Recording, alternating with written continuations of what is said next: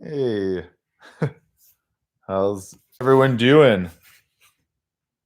Who's ever around? Well, I guess I'll get started. Maybe some people come. Basically, as those of you that follow me know, I've been going to school and letting my toe heal. I did finally order a Jeep engine. It's better than one I had before. It's going to be a stroker engine. So hopefully, when that's built and up and running, it'll allow me to get to some pretty cool places.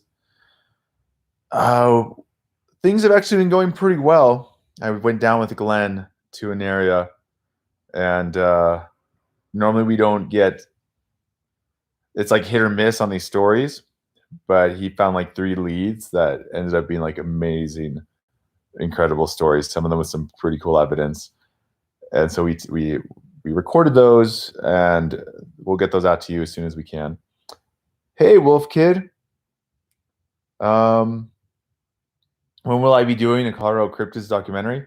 It's coming up. It's getting to that point, because there's a lot of weird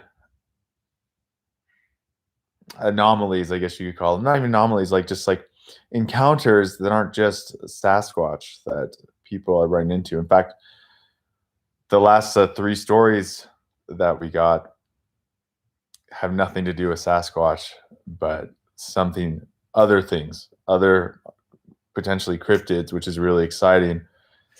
And there's physical evidence, like some of it's supporting, other ones is just, I don't even know where to place it. Like, it just boggles my mind, and I want to run it past like some wildlife biologist first before I, present it out. Some of the stuff that we've been running across. I've been walking more. I've been going to my area during the day. I want to go there at night, but I'm not going to go there so I can wear shoes because I don't want to mess up my foot by running into a rock again.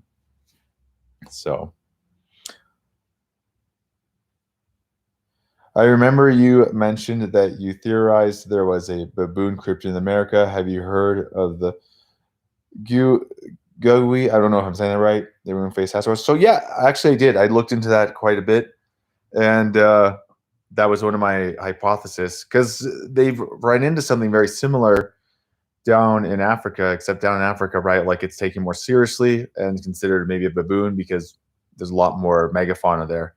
And we know from the historical records, like the fossil records, that giant baboons did exist down, at least in Africa. And so anything that would have pushed further north into the more colder regions would have probably developed larger bodies, larger frames, just to preserve heat, and naturally would most likely form smaller groups. So that is something that I have speculated on in the past.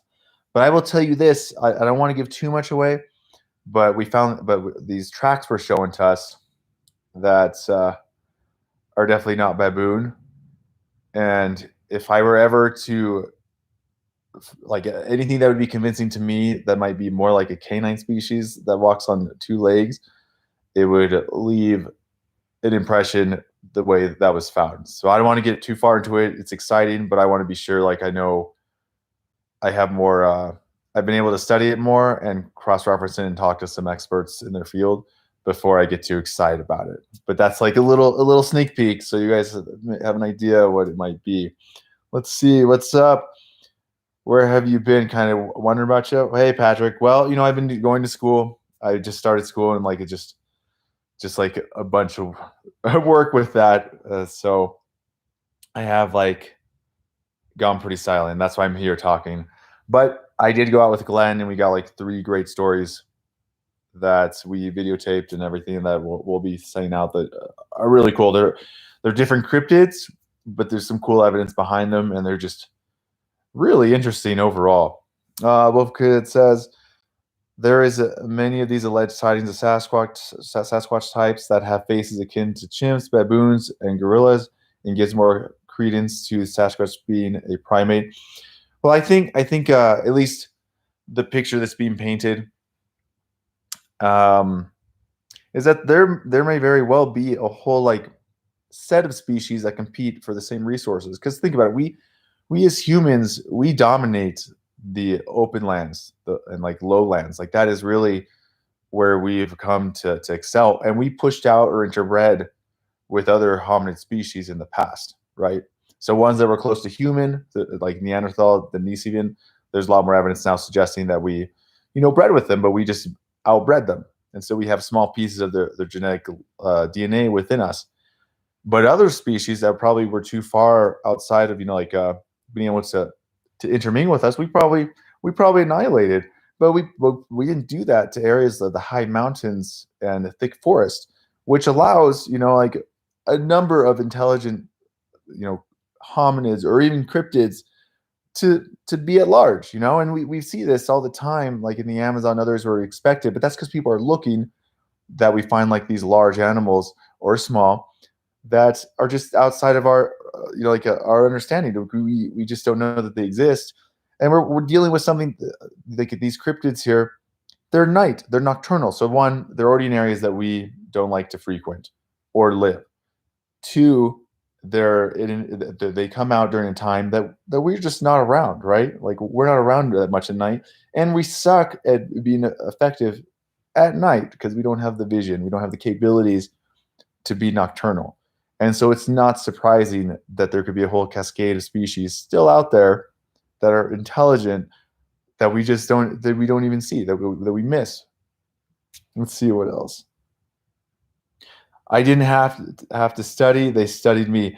Patrick, you're totally right. Like I didn't know it, but the area like where I had these initial encounters, they had probably been watching me, this group, since I was a kid, like in high school, because I'd run up there at night. Weird stuff would happen all the time. It wasn't until like many years later where like I finally connected the two, and I think they study us, any intelligent creature, no matter what it is. Heck, like a dog will study you if he's smart before he makes any action. A wolf, you name it, will study. So anything like that's a primate or beyond, more human like, they're gonna study you. And if they have the advantage of studying you in their environment and at their pleasure and leisure, then they're gonna have that upper hand. You're probably not even gonna know they're there. But I feel like, yeah, I was definitely, many more are studied before they get closer and start interactions, whether that's to tell you to go away or to try to get your attention in some way or form. Uh, Hello, Australian outdoor man. Wolf Kid writes, same with Dogman. There are hyena, German Shepherd, Doberman, Husky Wolf, German Coyotes, face sightings. Yeah, there are a lot of sightings, they are seen in many parts of the world, and it's hard to know like what's going on because the information anecdotal, which isn't like bad, but we also have a lot of people that are interpreting these encounters. So it's hard to tell in the moment when it happens. Are they seeing like the same type of creature, or are we seeing like whole different variations or whole different species entirely? Because a lot of the stuff is at night and you're scared, and like they hide in the shadows, or they're away, like they're just right out of the range of your light. So it's hard to tell, right? Like, well, are we seeing this? Should we group these all in one category, like Dogman or like a giant baboon, or are we actually seeing entirely different species or subspecies of like these cryptids? I don't know. I don't know the answer for that. But yeah, I like I said before, what I want to start doing once my bad nail like finally falls off and I can wear shoes is I want to start just doing field work in the area where I've had a lot of encounters at night, and hopefully this time I have the courage and that they're around to see what happens instead of just like staying in my Jeep or just being like, okay, let's do close, I'm going away. I want to try doing more interactions and see where we go from there. Like understand like there's risks involved, of course, just like anything, especially something intelligent and like one of these hominids. So it's definitely something that I'm excited about and nervous all at the same time. I also just can't wait to get out into the field because this injury's really put a damper on that. Wolf Kid writes, I remember seeing a post on Reddit of a former special ops who had a conversation with a villager in Pakistan about a man jackal taking livestock. There we go. There's another, characteristic of the dogman or giant baboon, which, so let's assume it's a giant baboon. I'm just speculating, like, no evidence whatsoever.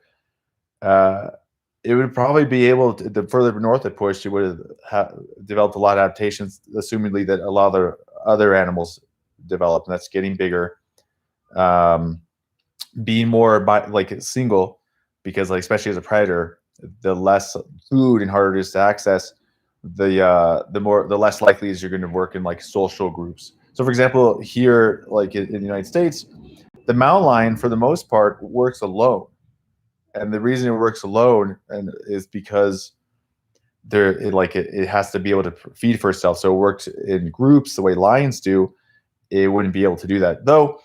On that same token, in areas like here along the Front Range where I am, where there's like so much like game, like just huge overpopulations of mule deer, they've actually been seeing in the last few years mountain lions working together socially, and they didn't even think that they had those capabilities. They thought that had been like adapted out, but here they were seeing like large groups, like three females with like 2 to 3 cubs each, working in like these large groups to take down game, and so it's like benefiting them. Anyway, I went off tangent there, but yeah, like something like a baboon that can adapt like other types of primates and humans did as we pushed up north into like colder climates. Once they adapted that ability for colder climates, then they can go anywhere, because that's one of the going to be the hardest like adaptations moving north, because east to west is going to be pretty easy, and they could easily just came through the Bering Land Bridge like all kinds of other megafauna did. Like, let's not forget, right? Like all the megafauna from like Europe and megafauna from the United like the Americas, they were able to get back and forth. These are huge creatures, and so why wouldn't other types of like hominids and primates be able to make it back and forth? We haven't found evidence of that yet, like primates making it as far as like like great apes making it to the Americas, but I wouldn't be surprised if eventually we found that. Let's see what else. In Afghanistan, there is a Sasquatch creature called a Barmanu or something along those lines. Yeah, Afghanistan's crazy. Like when I was over there, I was at the Hindu Kush mountain range. I was actually down on one of the original silk paths by an ancient caravanserai. As far as like the archaeology and history was concerned, it was amazing. Obviously, like it was a terrible place to be during a war, but these mountains just like they get bigger and bigger, and eventually like go up to like a part of like the Himalayas and stuff like that, up against China. And you go further up north, and there's just tons of mountains and tons of pine tree forests, and it's just like a really abundant, a lot of water further up north. So yeah, I could totally see some type of unknown hominid or cryptid living up there. So, yeah, hey, just ask away, ask questions. It's that's what this is for, like, so we can interact and get to know each other a little more. Oh, word to the wise. I was I was with my dad for like last couple hours because he almost got scammed. It's something like it was something for PayPal, and they sent him like I don't know, an email or something saying how, yeah, like someone had taken out like something ridiculous, like $8 billion out of his PayPal account, like like used as like some type of credit. Which again, if someone says that much money, dude, that's a scam, okay? And then when they ask you to install some program in order to help you, that's a scam. So I just spent like the last 2.5 hours with him trying to find the files that like they're basically hidden files, so they were tough to find, in order to delete them so that they can't access his computer to try to get the data they want in order to try to make some money and scam him. So word to the wise, look out for those scams. Like to me, they're really obvious, but I know for different generations, it's that they don't know as much about technology. Like they can fall for them. So just be careful. All right, here's the other question. I've been writing a series of my own called Cryptids, Supernatural War, and summary of the story is that cryptids and other creatures. The 11th season takes place in Colorado. Oh, that's really cool. Yeah. fiction's always a good way for speculating. Like there's a lot of like fiction that's been written that's helped even like in scientific and for innovation, right? Because it asks like the right questions or puts these hypotheses that they don't have enough evidence yet to push forward into a context where you can simulate it, even if there's not enough evidence right now, but that might help you or motivate other people down the line to want to go and like find those answers. So that's really cool. And Colorado's a pretty awesome place. We're pretty spoiled here, I'll tell you that. Like beautiful weather, amazing rugged mountains. So it's definitely an awesome place to be as far as I'm concerned. Any more questions? What do we have? Summary of the story is that people are declining mysteriously and unknown creatures have been attacking people. That's cool. I think that's pretty cool. I hope it goes well. Like those are always really cool I guess perspectives to go from.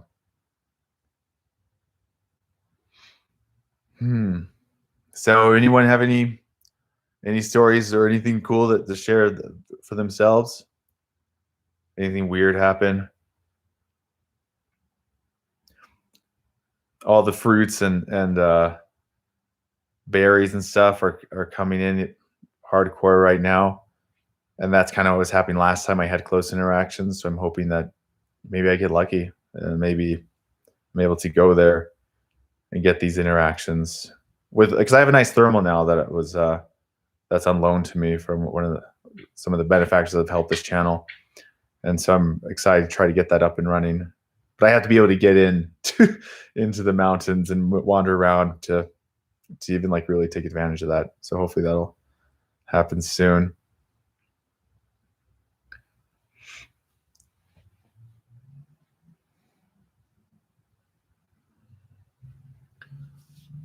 Anybody else? Anything? Can you guys hear me all right? I assume you can, but never know.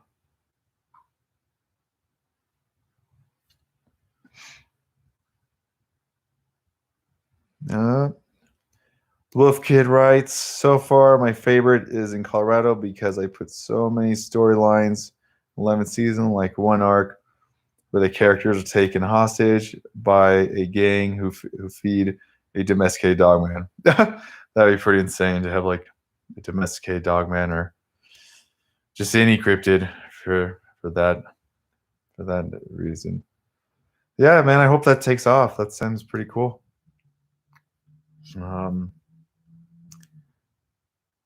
Yeah. Let's think. Is there anything else? I mean, besides school, I've been starting to finally work out again because before I couldn't really put much weight on my foot, and so now it's been nice to finally just hit the gym. I want to be able to move more. So Ken writes, "Did you get your Jeep roadworthy, ready for an adventure?" So it's not roadworthy yet, but I did order a new engine, a stroker engine. That definitely was a pretty penny, but that's being built right now, and then I'm just gonna have like a a building party. I'm gonna have some friends come over, and we're just gonna eat and work on taking the engine out and putting the new one in. And so hopefully soon, by this fall or later in the fall, I don't know when. Hopefully the sooner the better. Honestly, I can be driving around. It does suck though. Like with a stroker engine, I have to use premium gas, which it's already expensive enough with gas in a Jeep by itself. But I should get like 50% more power, and like that. I shouldn't have to worry about my engine for a very, very long time. And I like I said before, I do have I put a diesel heater that I haven't really been able to test out yet and use in one of the windows. I took out and put like a metal plate, so it is winter ready as far as convenience goes for a little bit of a glamping if I choose to stay in the vehicle. So hopefully that answers your question, and hopefully it's up and running soon because it's been like down all summer. Any close encounters you've had out there? Yeah, I've had several. I've had several, and it's mainly the same group. After I realized that all the weird stuff going on, all the hauntings, like the weird creatures that my friends would see like over the years in this same area at night. Because a lot of them, like me, they like to go hiking up on the trails at night, and weird stuff would happen, and we would just at the time we would just be like, oh, ghosts, demons, the occult. Like we never considered, oh, this might be something like a Sasquatch or something else. And weird stuff would happen. Like if you listen to the story that I posted the video on about like the 3 dead deer, that's one of the many instances that would happen around this area. That we would just be like, that's so strange, doesn't make any sense, and then kind of compartmentalize until one year I got pebbles thrown at me, and I thought it was just kids messing with us because that's in the area that I'm at. Like it's a place that locals go that you can get into the mountains from town, and it's been considered haunted for a little over 100 years. But a lot of it's like just mainly teenagers up there, right? People like in high school just going up to make out, get high, or drink. So anything you see up there is normally taken with a grain of salt. And that's what I even did with my friends. I was just like, oh, well, they probably just made it up, or they just, like maybe it was just something paranormal, until something happened to me. But it happened to me much later in life. Like it happened to me after I joined the Marine Corps, after I'd gone, like to Iraq, Afghanistan, Southeast Asia, after I'd gone back to Ecuador, started a business and came back here. And I was a manager at the area where like a lot of the stuff was going on up in the mountains. And that's like when I started getting these pebbles thrown. And my ex at the time, she was like, well, that would happen often. So it wasn't the first time. That was the first time I actually noticed.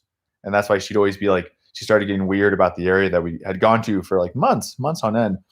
And long story short, because I've said this plenty of times in other videos, basically I went up to the area where it was making noise. There were 3 distinct signatures. So they were making noise to get my attention. And every time, and all I had was my flashlight on my iPhone.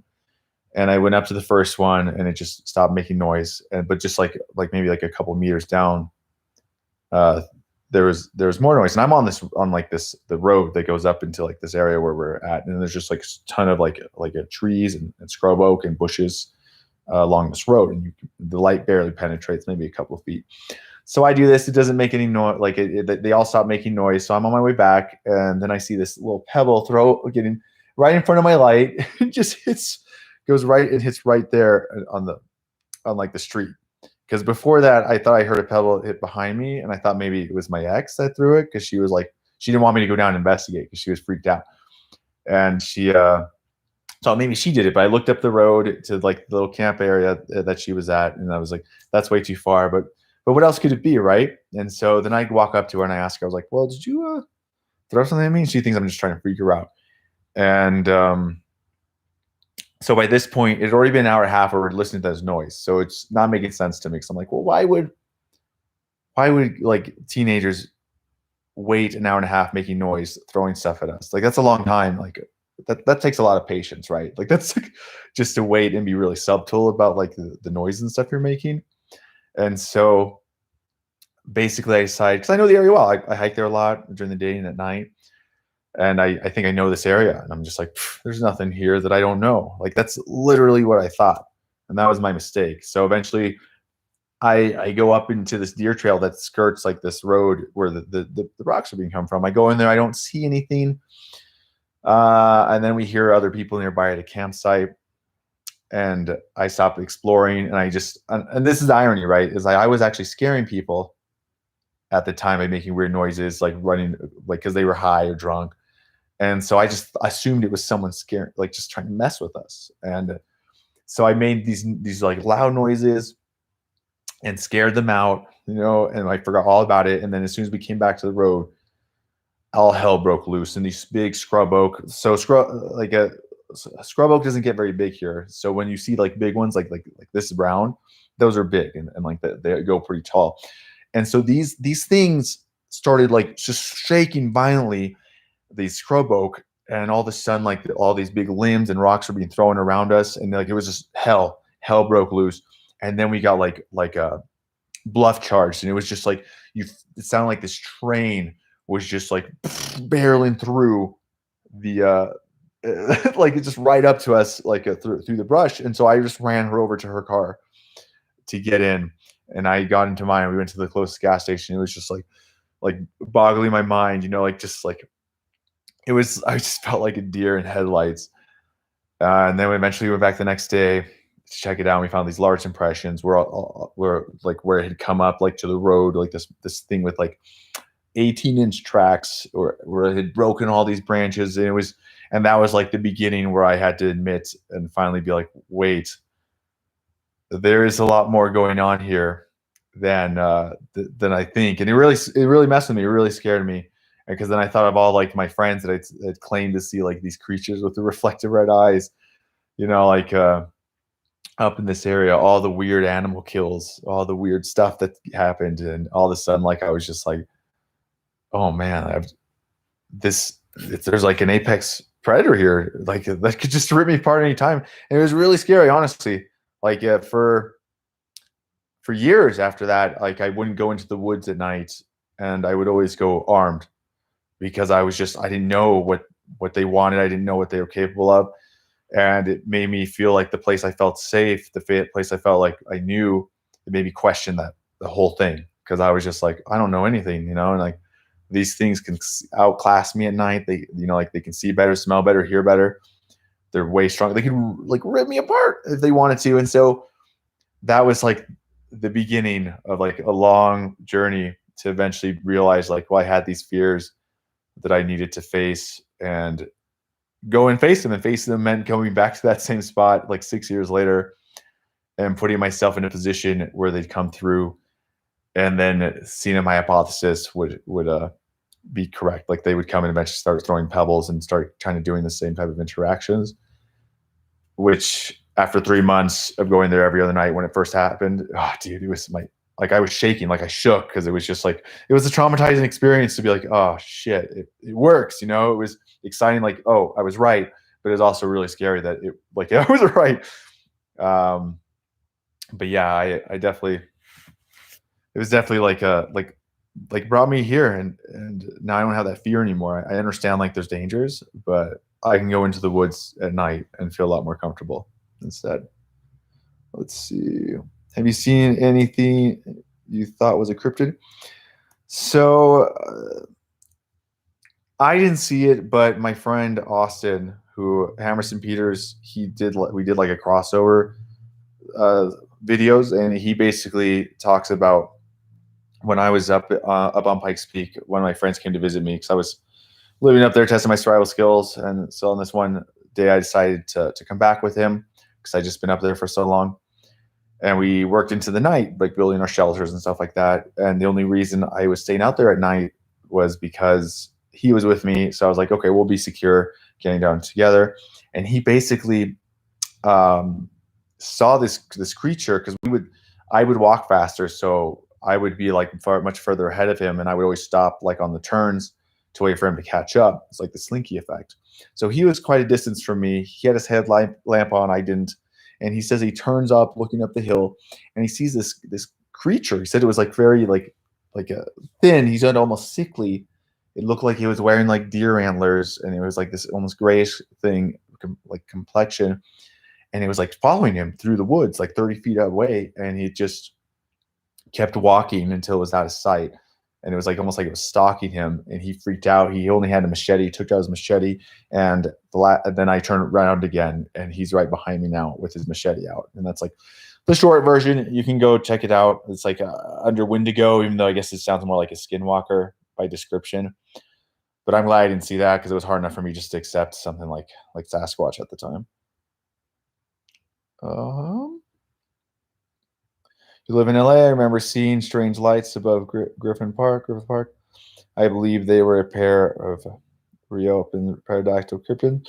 That's cool. I mean, I don't know much about that. I do know, like, I was in Station 29 Palms.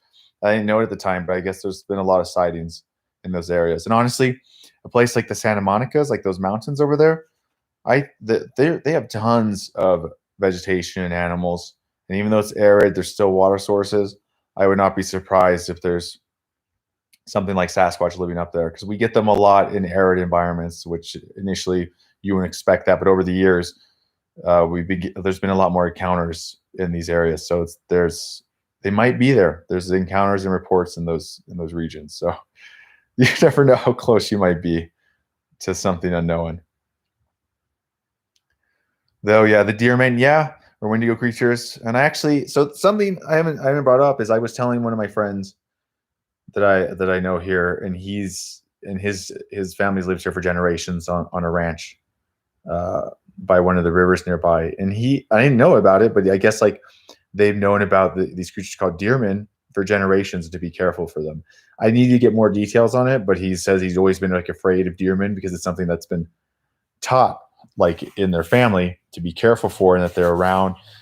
And I need to get more details on that. But just the fact that story is around locally and it's been around for a while is a good start to maybe answer some of these questions of some of these stranger like hominid type cryptids, which nearby where he his ranch is, we just got another story of something similar. So I'm gonna wait on that, so I don't reveal too much for one of the upcoming videos that we interviewed this gentleman.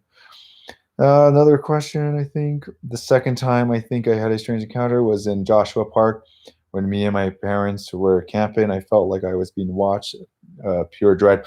Yeah, they've been seen. They've been seen in Joshua Tree. I mean, that's right next to, or sorry, Joshua Park.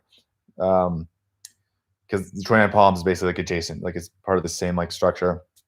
And there's a lot of fault lines there, which allow water to come in. So that's like totally like a place now in retrospect that I definitely think. In fact, that would be a good place to like search, because it'd be a lot easier probably when they're passing through like brushes and rocks to be able to capture them on thermal or some other type of device. So that might be a really good spot if people are in those regions to do some investigations. I just know like the last thing you think you'd expect is that you'd find such a large being and predator in a place like that. But there's already large animals over there, like there's mountain lions, deer, you name it. So I get it's not really surprising now to me, but it was initially when I thought about it. Support signs of the Yucca Man. Oh, I don't know what the Yucca Man is. I'll have to look that up. Let's see. Yucca Man. So that's interesting. So actually, I'm just going to read the story, like what the Yucca Man is. There's a young Marine on guard duty in some far-off corner of a massive 29 Palms desert training base. He hears an awful sound in the dark, something like a growl. Then the breathing coming from one side of his lonesome little guard booth, and now from the other. Oh, I have heard this. This is about I think a Sasquatch-like creature. It circles him. He steps out into the dark, his sidearm drawn. There is a stand 8 feet tall, an unbearable stench from its hairy body, the eyes glowing like red coals. Sometimes the Marine is knocked unconscious by the beast and found hours later by the next shift. One version occurs at the old rifle range where the watchman, also armed with a rifle, wakes from the assault to find his weapon bent in half. That's interesting. So yeah, it says since the 1970s, people have been seeing weird stuff like that in the Mojave Desert. So that's cool.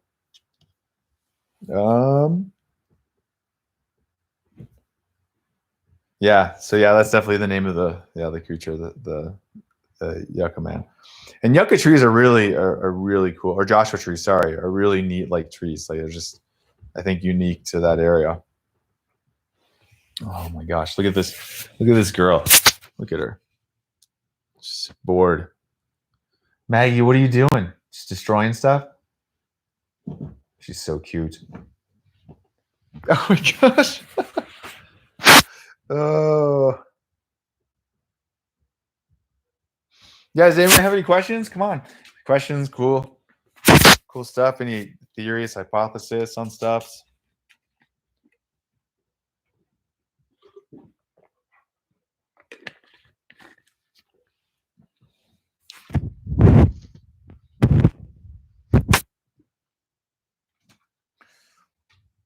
My last and most recent is again right after a trip to Joshua Tree, where I experienced a sleep paralysis with a skinwalker with the head of a Cody.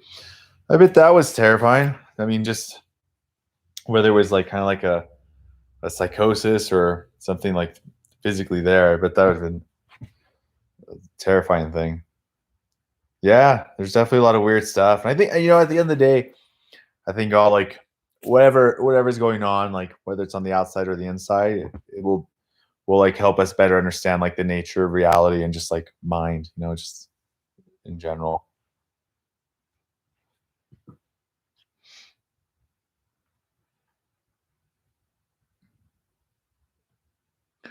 Anybody else, huh?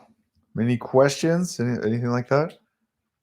Come on. I know I see there's 10 of you guys out there. At least someone has a question or a comment, something to say.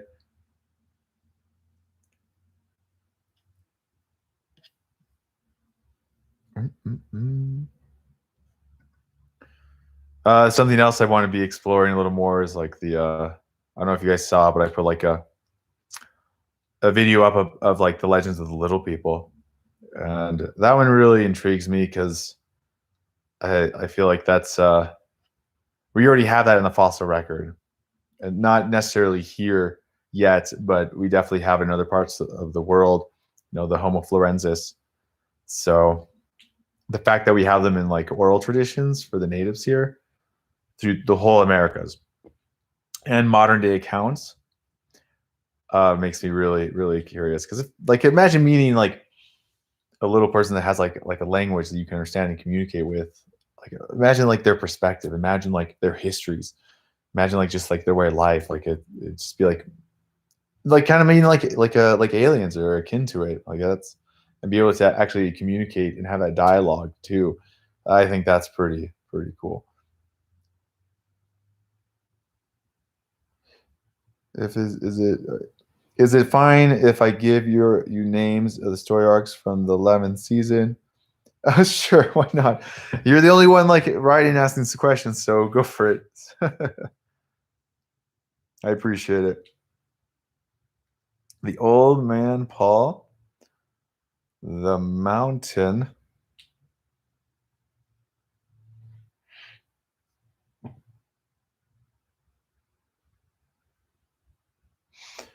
Oh,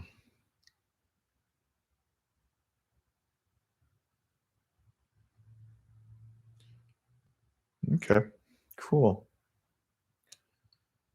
Well, all right. I guess if no one has any more questions after Wolf Kid writes out his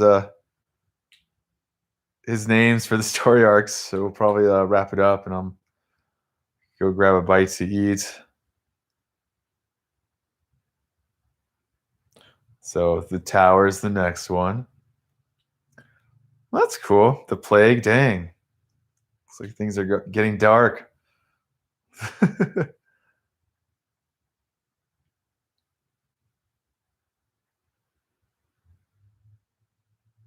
Mm.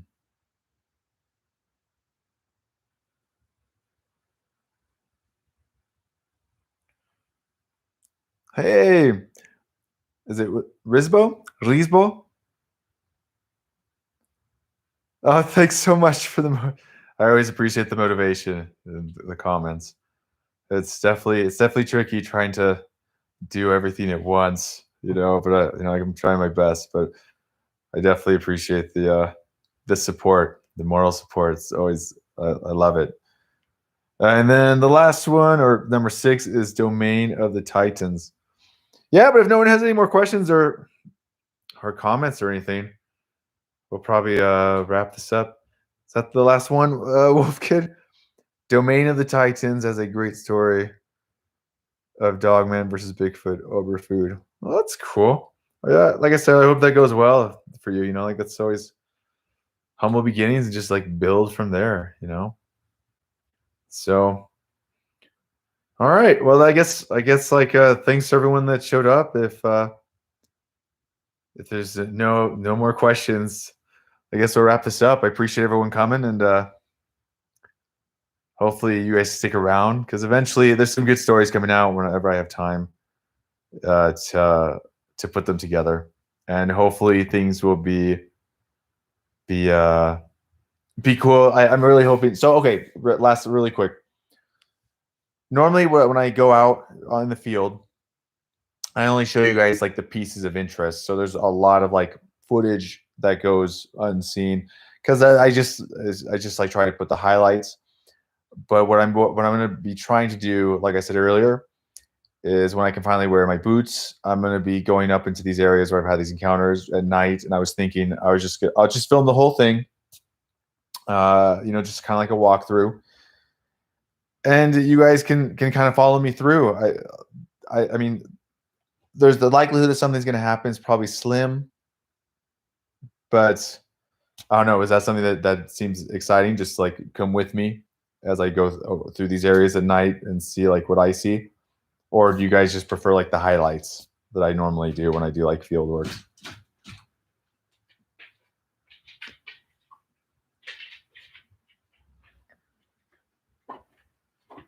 Oh well, hey, thanks, Wolf Kid. I appreciate it. So, all right, all right. Thank you everyone for joining. I appreciate it. Hope you guys have a great day, and we'll try to talk again soon. All right, bye.